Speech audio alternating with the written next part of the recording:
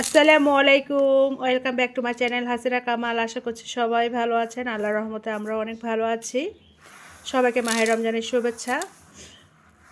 যেহেতু আমি বাসায় ইফতার বানাই, আদিয়ানের বাবা ইফতার বাসায় থেকে দোকানে পাঠানো হয়, বাইরের খাবার খেতে পারে না আদিয়ানের বাবা।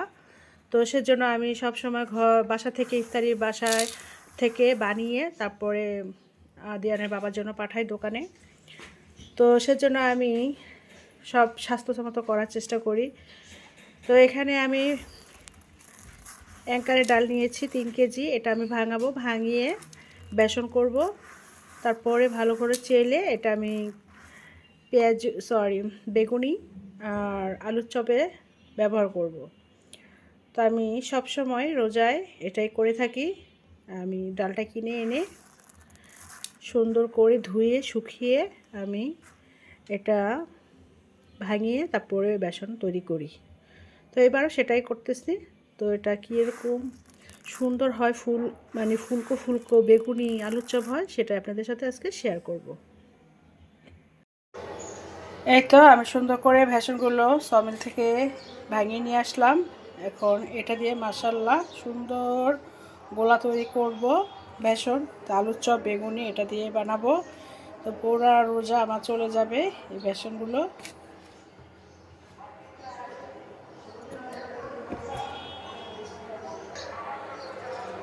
এই তো এখানে আমি বেসনটা গুলিয়ে নিয়েছি। এখানে আমি দিয়েছি লবণ, মরিচের গুঁড়া, হলুদের গুঁড়া আর সামান্য একটু ফুড কালার দিয়েছি। তো এটা দিয়ে আমি এখন বেগুনি আর আলুর চপ বানাবো, ইনশাল্লাহ ভালো হবে। এই তো বেগুনগুলো আমি এইভাবে কেটে একটু পানিতে লবণ দিয়ে ভিজিয়ে রেখেছি। এখন আলুর চপগুলো বানিয়ে ফেলবো। তো এখানে আলুর চপগুলো বানাবো। এখানে আলু আমি সিদ্ধ করে ম্যাশ করে নিয়েছি। এখানে হচ্ছে বেরেস্তা, পেঁয়াজ বেরেস্তা, কাঁচামরিচ, শুকনো মরিচ আর লবণ দিয়ে এখন এটা আমি মাখিয়ে আলুর চপটা গোল করে শেপ করে তৈরি করে নেব।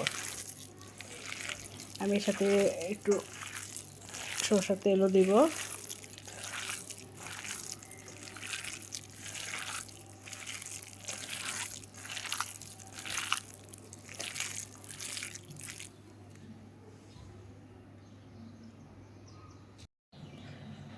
এই তো আলুর চপগুলো আমি সবগুলো এভাবে এখন গোল গোল করে নিব, তারপরে ভাজবো।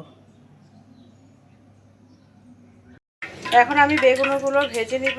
এই যে এখানে বেগুনি, এখানে আছে আমার এই যে সেই বেসনগুলো, আর এখানে তেল গরম দিচ্ছি।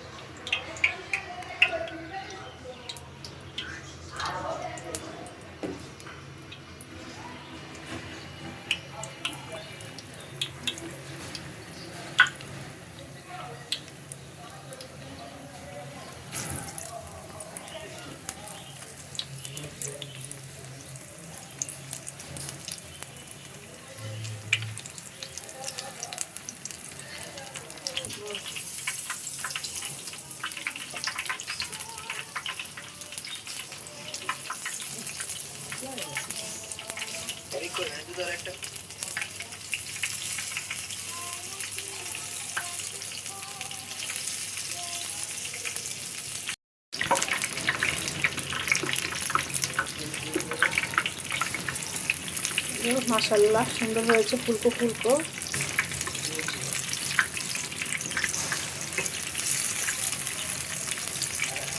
বাসায় এভাবে ডাল ভাঙিয়ে আলুর চপ বেগুনি বানালে অনেক সাশ্রয়ী হয় এবং স্বাস্থ্যসম্মত হয়।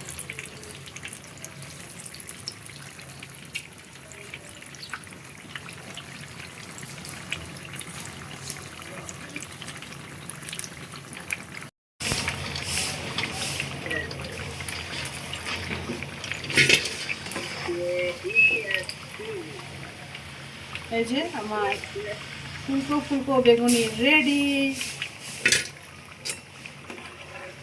এদিকে দেখা।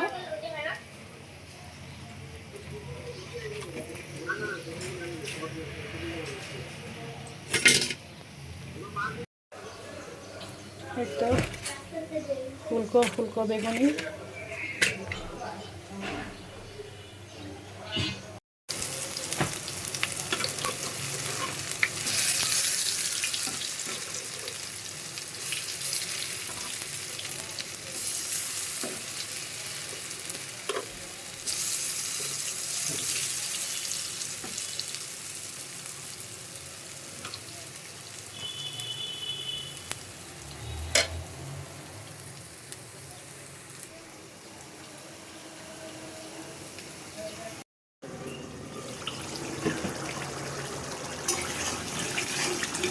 এই তো আলুগুলো সিদ্ধ হয়ে গেছে, এখন আমি ছোলাগুলো দিয়ে দিব। এখানে আমি ছোলা সিদ্ধ করে নিয়েছি।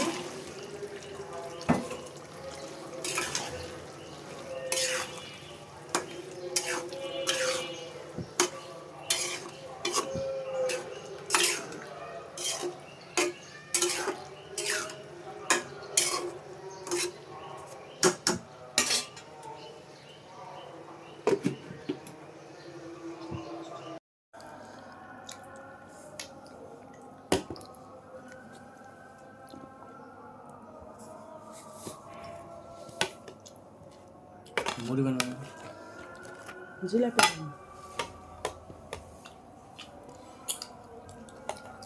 খাবো।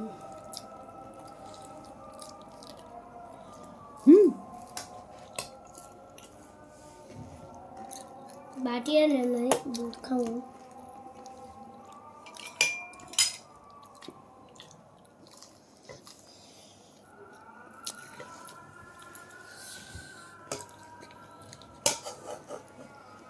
একটা, দুইটা, তিনটা। আমাদের প্রথম ইফতারি আলহামদুলিল্লাহ। আদিয়ানের বাবা ছাড়া আমরা ইফতারি করতেছি আদিয়ানের বাবা দোকানে।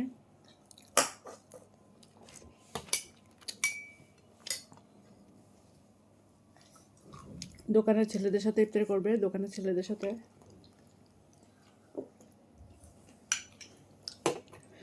ইনশাআল্লাহ আমাদের সাথে ইফতার করবে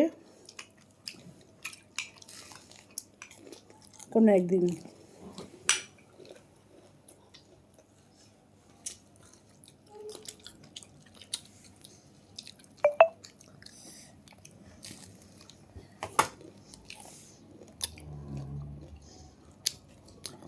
রোজার সময় সব সময় ইফতারিটা মজা লাগে, রোজা ছাড়া ইফতারিটা মজা লাগে না, তাই না দেন?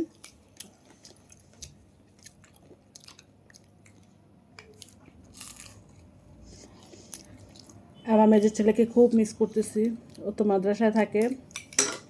ইনশাআল্লাহ মাদ্রাসা ছুটি হবে 22 রোজায়, তখন চলে আসবে, আমাদের সাথে জয়েন হবে ইনশাআল্লাহ। সস নিয়ে নাও।